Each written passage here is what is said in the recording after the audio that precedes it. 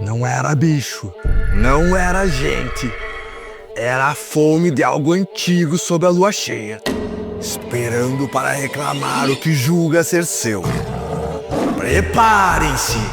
A caçada nunca termina.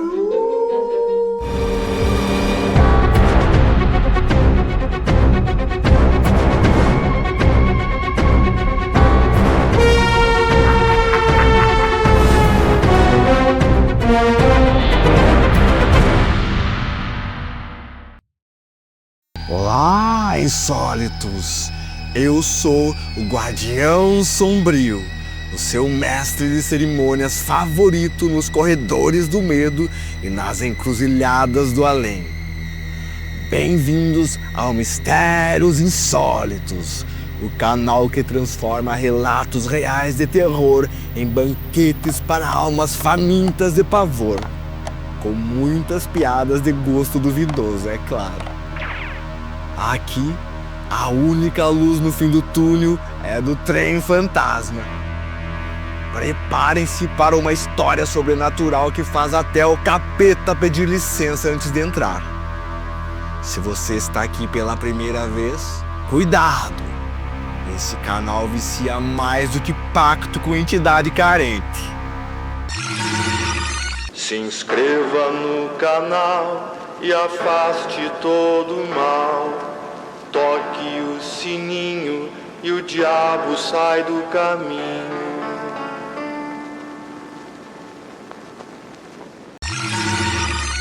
Hoje vamos farejar o passado e morder os calcanhares do medo com um relato que mistura fazenda, lua cheia e um lobisomem que não aceita não como resposta.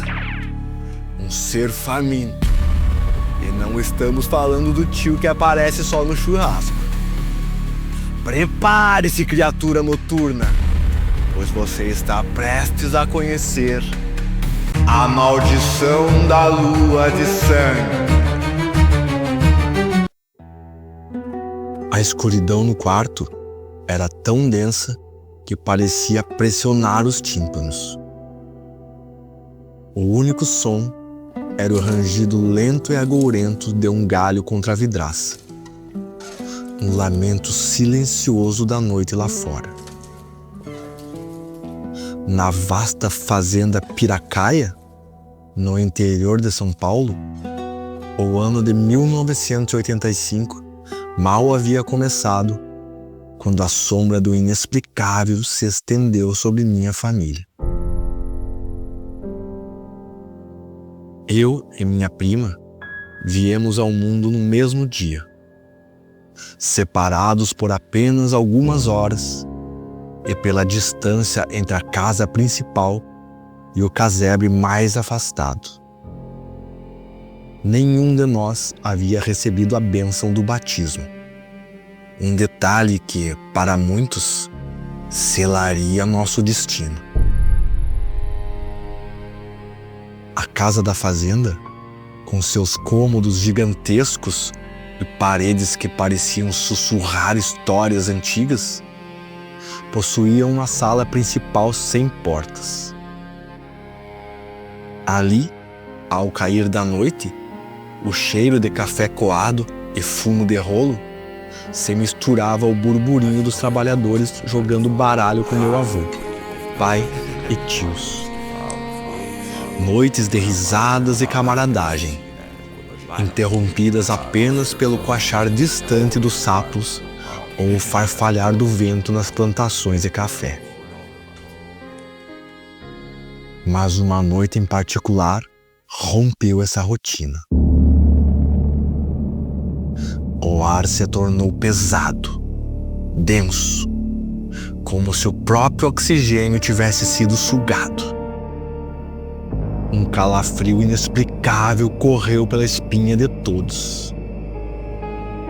Os cachorros da fazenda, antes tão tranquilos, uivavam em um coro desesperado, seus uivos se misturando ao barulho dos animais inquietos nos currais.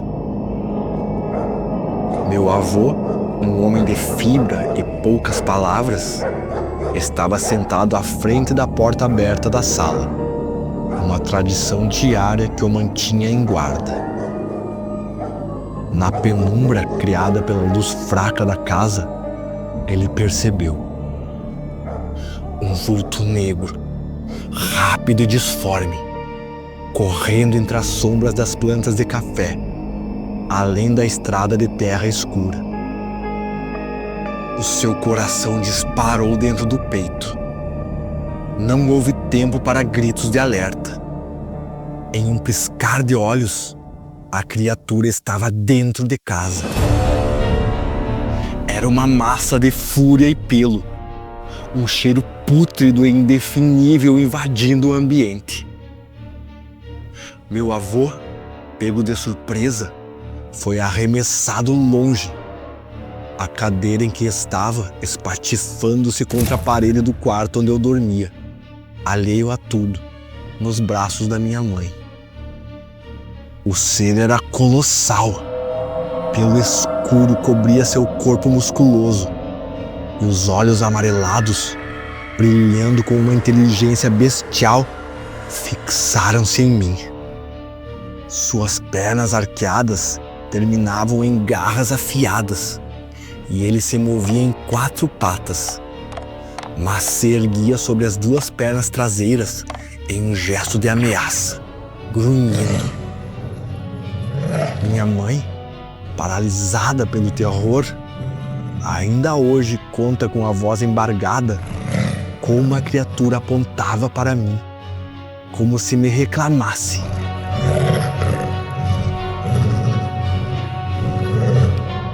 Meu avô, superando a dor e o medo, jogou-se sobre a coisa, tentando afastá-la.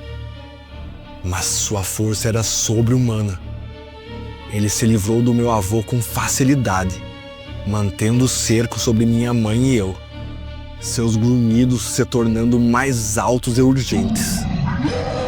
O avô, sem nada a perder, agarrava o que podia: um pedaço de madeira, uma panela, e golpeava a criatura com a fúria de um pai.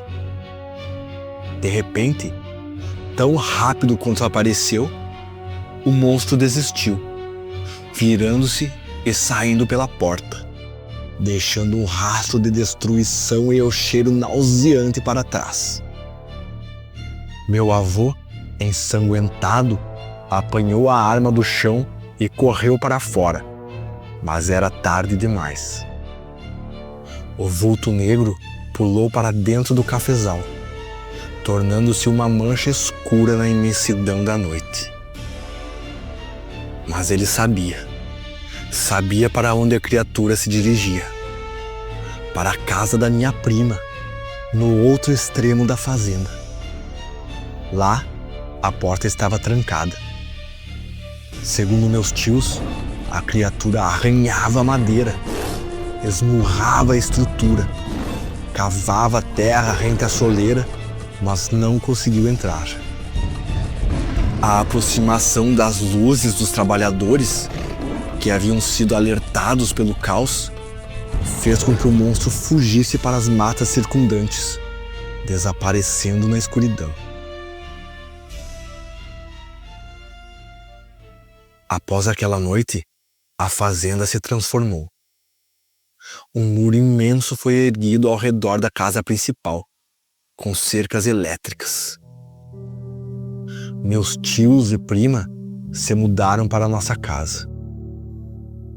Portas de aço reforçado e grades maciças nas janelas se tornaram a nova realidade. Nada de estranho nos assombrou novamente enquanto éramos crianças. Mas a vigilância do meu avô, pai e tios era constante, uma sombra silenciosa de proteção. Os anos se passaram. Deixamos a fazenda para viver em uma cidade grande, onde o trem era a veia que nos ligava ao coração de São Paulo. Eu, com 16 anos e a autoconfiança invencível da adolescência, comecei a trabalhar cedo em um supermercado. Entrava às 6 da manhã Foi em um domingo que a linha do tempo se dobrou. Programei o alarme para o horário errado e acordei bem antes do amanhecer. Uma sensação de pressentimento, um frio na boca do estômago, me acompanhou desde o instante em que meus olhos se abriram. Desci a rua para pegar o ônibus, mas ele não vinha. Impaciente e com a audácia tola da juventude, tomei a pior decisão da minha vida. Desci pela trilha que levava à estação, um atalho cercado por mato alto e árvores. Já havia percorrido uns 100 metros, a luz da estação acenando ao longe. Eu caminhava pela parte baixa, ao lado dos trilhos. À minha direita, um matagal denso. À esquerda, um morro escuro e imponente. Olhei para todos os lados antes de prosseguir. Não havia nada. Mas de repente, o som. Um mato quebrando, ritmado pelos meus passos, como se algo invisível me acompanhasse. O coração gelou, um arrepio subiu pela espinha. Eu não conseguia ver o que era, mas sabia que aquilo me via. Foi então que as histórias de minha mãe, contadas há tão pouco tempo, voltaram com força. A criatura da fazenda, aquele que havia me procurado. Então eu pensei comigo mesmo: aquela coisa não conseguiu o que queria naquele dia e veio terminar com tudo hoje. O barulho no mato se intensificava, agora acompanhado de grunhidos baixos e guturais. Eu sabia o que estava lá, escondido, mas não conseguia vê-lo.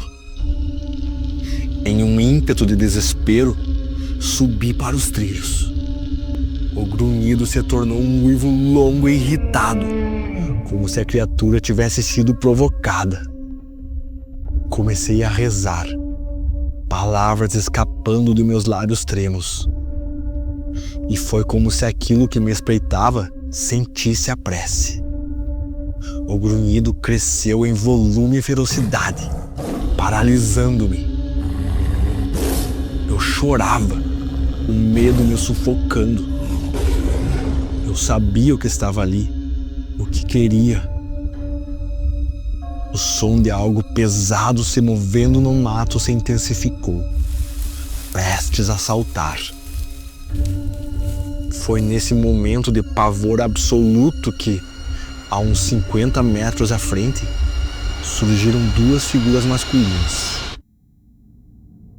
Eu não os havia visto antes, mas ali estavam, caminhando em minha direção. Um misto de alívio e uma estranha desconfiança me preencheu. Me aproximei, ainda sobressaltado. Onde os grunhidos vinham, agora havia um barranco, e isso me acalmou um pouco.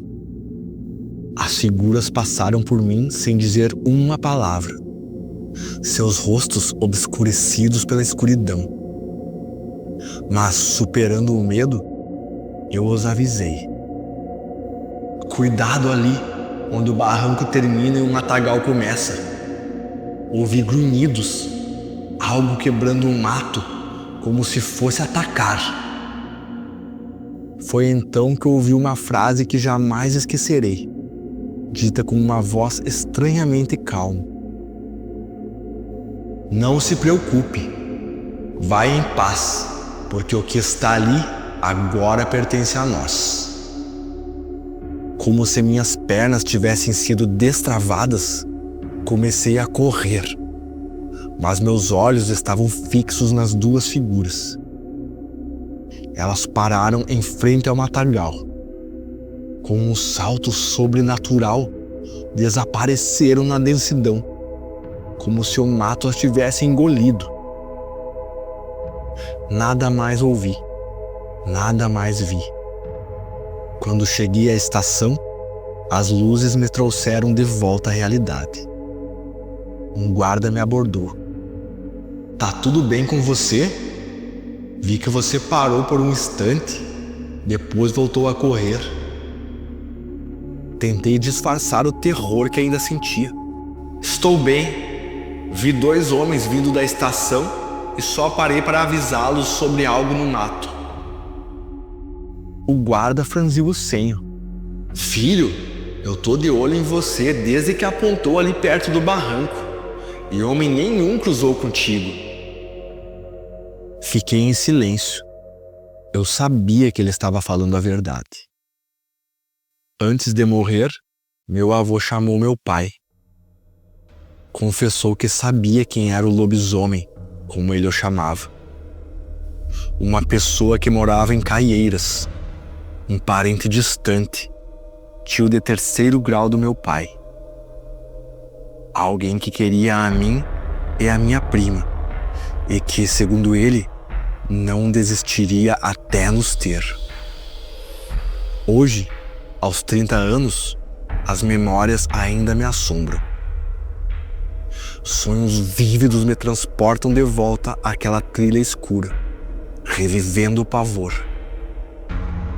Minha prima, que ainda vive na fazenda, relata momentos de inquietação e correria, a atmosfera mudando de forma inexplicável, especialmente após o nascimento de seu primeiro filho.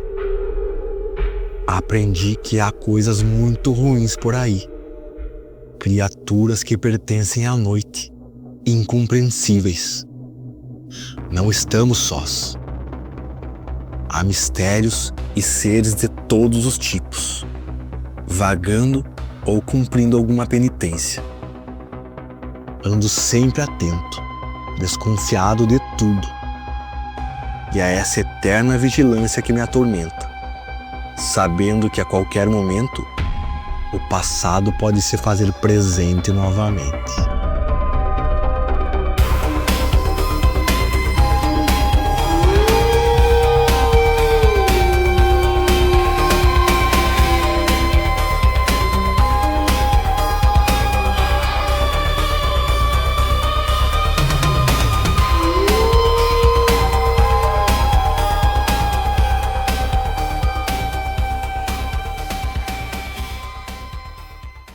Ah, lobisomens, sempre tão peludos, tão carentes e tão péssimos em respeitar o espaço pessoal alheio, né? A maldição da lua de sangue mostrou que quando o passado late, talvez seja melhor correr. Se esse relato fez você uivar de medo ou chorar como um recém-nascido, deixa seu like amaldiçoado, se inscreve no canal e ativa o sininho, antes que ele toque sozinho às 3 da manhã. Agora eu quero saber de você, criatura das trevas modernas. Você acredita em lobisomens? Escreve nos comentários e me diga também de qual cidade está assistindo esse ritual de horror digital. E não se esqueça, no final do vídeo, clique na playlist que vai aparecer para maratonar nossos relatos reais de terror. São histórias sobrenaturais para fazer o travesseiro suar frio. Obrigado, sólitos corajosos, por mais um mergulho nas sombras comigo. E lembrem-se, há coisas que não morrem, só esperam. Às vezes por anos, às vezes por gerações. Às vezes bem ao seu lado. E quando voltam, é para terminar o que começaram. Tchau!